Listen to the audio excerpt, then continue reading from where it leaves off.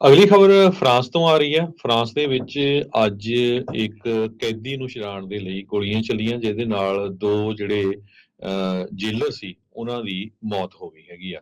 ਤੇ ਹੁਣ ਜਿਨ੍ਹਾਂ ਨੇ ਗੋਲੀਆਂ ਚਲਾਈਆਂ ਉਹਨਾਂ ਨੂੰ ਲੱਭਣ ਦੀ ਕੋਸ਼ਿਸ਼ ਹੋ ਰਹੀ ਹੈਗੀ ਆ। ਫਰਾਂਸ ਦੇ ਵਿੱਚ ਇੱਕ ਬਹੁਤ ਹੀ ਮਸ਼ਹੂਰ ਜਿਹੜਾ ਬੰਦਾ ਆ, ਉਹ ਕ੍ਰਿਮੀਨਲ ਆ, ਜਿਹਦਾ ਨਾਮ ਮੁਹੰਮਦ ਅਮਰਾ ਕਰਕੇ ਜਾਣਿਆ ਜਾਂਦਾ। ਉਹਨੂੰ ਛੋਟਾ ਨਾਂ ਉਹਦਾ ਮੱਖੀ ਆ, ਦਾ ਫਲਾਈ।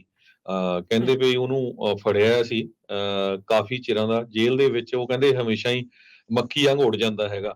ਇਸ ਵਾਰੀ ਵੀ ਜਦੋਂ ਜੇਲ੍ਹ ਦੇ ਵਿੱਚੋਂ ਉਸ ਨੂੰ ਪੁਲਿਸ ਦੀਆਂ ਕਾਰਾਂ ਬਾਹਰ ਕੱਢ ਕੇ ਕੋਰਟ ਵੱਲ ਲਿਜਾ ਰਹੀਆਂ ਸੀਆਂ, ਤੇ ਸਾਹਮਣੇ ਤੋਂ ਇੱਕ ਕਾਰ ਨੇ ਆ ਕੇ ਵਿਚਕਾਰ ਮਾਰੀ, ਤੇ ਉਹਦੇ ਵਿੱਚੋਂ ਜਿਹੜੇ ਬੰਦੇ ਸੀ ਨਿਕਲ ਕੇ ਉਹਨੇ ਗੋਲੀਆਂ ਚਲਾ ਦਿੱਤੀਆਂ ਪੁਲਿਸ ਦੇ ਉੱਤੇ, ਤੇ ਦੋ ਪੁਲਿਸ ਵਾਲੇ ਜਿਹੜੇ ਆ ਮਾਰੇ ਗਏ ਆ।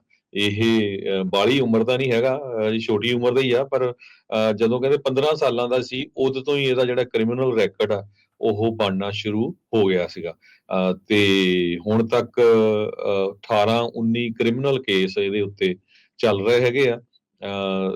ਜੋ ਇਹ ਫਲਾਈ ਹੈਗਾ ਮੁਹੰਮਦ ਅਮਰਾ, ਤੇ ਕਹਿੰਦੇ ਪਈ ਫਰਾਂਸ ਦੀ ਹਿਸਟਰੀ ਦੇ ਵਿੱਚ ਇਹ ਪਹਿਲੀ ਵਾਰੀ ਹੋਇਆ ਵੀ ਜਦੋਂ ਜਿਹੜੇ ਜੇਲਰਸ ਆ ਜੇਲਾਂ ਦੇ ਉਹਨਾਂ ਨੂੰ ਗੋਲੀਆਂ ਨਾਲ ਮਾਰਿਆ ਗਿਆ ਆ। ਫਰਾਂਸ ਦਾ ਜਿਹੜਾ ਪ੍ਰੈਜ਼ੀਡੈਂਟ ਆ ਮੈਕਰੋਨ, ਈਵਨ ਉਸਨੇ ਸਟੇਟਮੈਂਟ ਦਿੱਤੀ ਆ ਵੀ ਅਸੀਂ ਉਹਨਾਂ ਨੂੰ ਫੜ ਲਵਾਂਗੇ।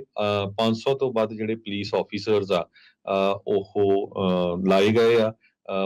ਜਿਨ੍ਹਾਂ ਨੇ ਪੁਲਿਸ ਆਫੀਸਰਸ ਨੂੰ ਮਾਰਿਆ ਹੈਗਾ ਉਹਨਾਂ ਨੂੰ ਫੜਨ ਦੇ ਲਈ।